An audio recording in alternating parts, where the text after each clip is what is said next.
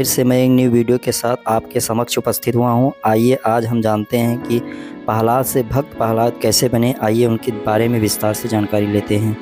तो दोस्तों, अगर हमारे चैनल पे आप लोग नए हैं तो हमारे चैनल को सब्सक्राइब करें और लाइक शेयर ज़रूर करें। बेल आइकन दबाना ना भूलें, जिससे हमारी न्यू वीडियो आप लोगों तक पहुँचती रहे। भक्त प्रहलाद की कथा हिंदू धर्म के पुराणों और विशेष रूप से श्रीमद् भागवत, महापुराण, विष्णु पुराण और अन्य ग्रंथों में मिलती है। यह कथा एक असुर राजा हिरण्यकश्यप और उनके पुत्र प्रहलाद जी की है, जिसमें भक्ति, विश्वास और धर्म की शक्ति का संदेश मिलता है। प्राचीन काल में कश्यप मुनि और उनकी पत्नी दिति के दो पुत्र हुए, हिरण्याक्ष और हिरण्यकश्यप। दोनों ही असुर थे और हिरण्याक्ष ने देवताओं को पराजित कर तीनों लोकों पर अधिकार कर लिया और वरुण देव को भी परास्त कर दिया। उसने धरती को पाताल लोक में छिपा दिया था।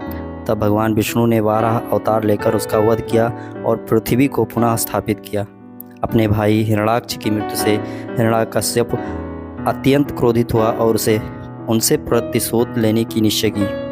यह मंदरचल पर्वत पर घोर तपस्या करने लगा और वर्षों तक तपस्या के बल पर ब्रह्मा जी को प्रसन्न किया। ब्रह्मा जी ने प्रसन्न होकर उसे वरदान देने की इच्छा जताई।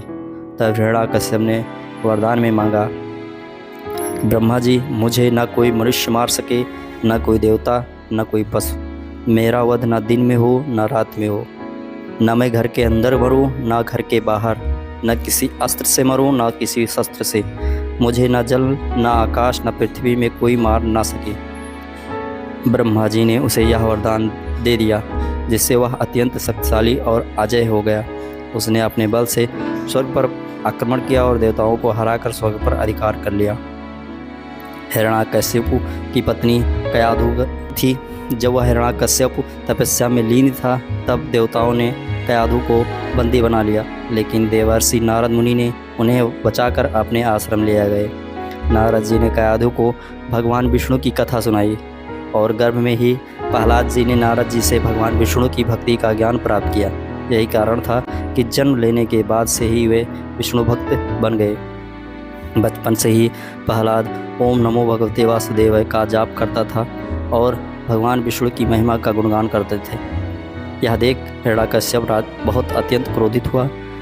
हिरण्यकश्यप ने प्रहलाद को अपने गुरु शंकराचार्य के पुत्र संद और अकमर्क के गुरु कुल में शिक्षा लेने भेजा, ताकि वे उसे राक्षसी विचारधारा सिखा सकें। लेकिन प्रहलाद जी वहाँ भी भगवान विष्णु की भक्ति करते रहे और अन्य बच्चों को भी भगवान की महिमा सुनाने लगे। जब गुरु ने यह बात हिरण्यकश्यप को बताई तो वह बहुत क्रोधित हुआ और उसने प्रहलाद को बुलाकर पूछा, पुत्र, तुम मुझसे अधिक प्रिय कौन हो?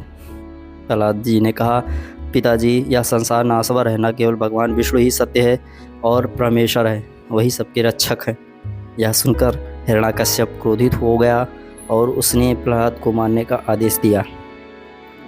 हिरण्यकश्यप ने प्रहलाद जी को बहुत सी यातनाएं दी, लेकिन भगवान की कृपा होने की वजह से हर बार प्रहलाद जी बचते रहे। एक बार उन्हें प्रहलाद जी को हिरण्यकश्यप ने ऊंचाई से गिराना चाहा। प्रहलाद को एक ऊंचे पर्वत से गिरा दिया गया, लेकिन भगवान विष्णु ने उसे सुरक्षित बचा लिया। अग्नि में जलाना हिरण्यकश्यप की बहन होलिका को वरदान था कि उसे अग्नि नहीं जला सकती। उसे आदेश दिया गया कि वह प्रहलाद को गोद में लेकर अग्नि में बैठे, लेकिन भगवान विष्णु की कृपा से बच गए और होलिका जलकर भस्म हो गई। हिरण्यकश्यप ने उन्हें फिर एक यातना दी।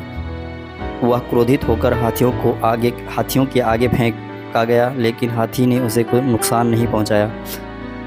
भक्त प्रहलाद जी को उनको विष दिया गया, लेकिन वह भगवान का नाम जपते ही अमृत बन गया। और एक यातना थी तलवार से मारना। भक्त प्रहलाद को सैनिकों को उसे मारने का आदेश दिया, लेकिन उनकी तलवारें टूट गईं। हर बार प्रहलाद बच जाते थे, इसलिए हिरण्यकश्यप का क्रोध और भी बढ़ गया। अंततः हिरण्यकश्यप ने प्रहलाद से पूछा, अगर तुम्हारे विष्णु हर जगह हैं तो क्या ये इस स्तंभ में भी हैं? प्रहलाद जी ने उत्तर दिया, हाँ, भगवान सर्वव्यापी हैं। क्रोधित होकर हिरण्यकश्यप ने स्तंभ पर प्रहार किया। उसी क्षण स्तंभ में भगवान विष्णु ने नरसिंह अवतार में प्रकट होकर हिरण्यकश्यप को पकड़ लिया। उन्होंने हिरण्यकश्यप को द्वार की चौखट, जो न घर के अंदर था न बाहर, पर पकड़ा उसे गोधूल बैल जो न दिन था न रात में मारा। वह नरसिंह रूप थे जो न मनुष्य था न पशु में थे। उन्होंने न तलवार न गदा न बल्कि अपने नखों से हिरण्यकश्यप का पेट चीर दिया। उसी धरती आकाश और जल में नहीं बल्कि अपनी जंघों पर रखा। इसी प्रकार भगवान नरसिंह ने हिरण्यकश्यप का वध कर दिया और भक्त प्रहलाद को राज्य सौंप दिया। कथा से यह होता है कि सच्ची भक्ति में अपार शक्ति होती है। अहंकार अधर्म का अंत निश्चित होता है। ईश्वर अपने भक्तों की सदैव रक्षा करते हैं और सत्य विश्वास की विजय होती है। होलिका दहन भक्त प्रहलाद की विजय और होलिका के अंत की स्मृति में होलिका पर्व मनाया जाता है। नरसिंह जयंती या भगवान नरसिंह के अवतार की स्मृति में पर्व मनाया जाता है। इससे प्रहलाद की हमें सिखाती है कि भक्त और सत्य विश्वास की शक्ति अजय होती है। भगवान विष्णु सदैव अपने भक्तों की रक्षा करते हैं। सत्यमेव जयते, सत्य ही सदा विजय होती है। तो दोस्तों, अगर हमारी वीडियो आप लोग को अच्छी लगी हो तो हमारे चैनल को सब्सक्राइब लाइक शेयर ज़रूर करें और बेल आइकन दबाना ना भूलें, जिससे हमें आपको एक ज्ञानवर्धक वीडियो बनाने में अच्छे लगे। सब्सक्राइब कर दो दोस्तों, सब्सक्राइब कर दो।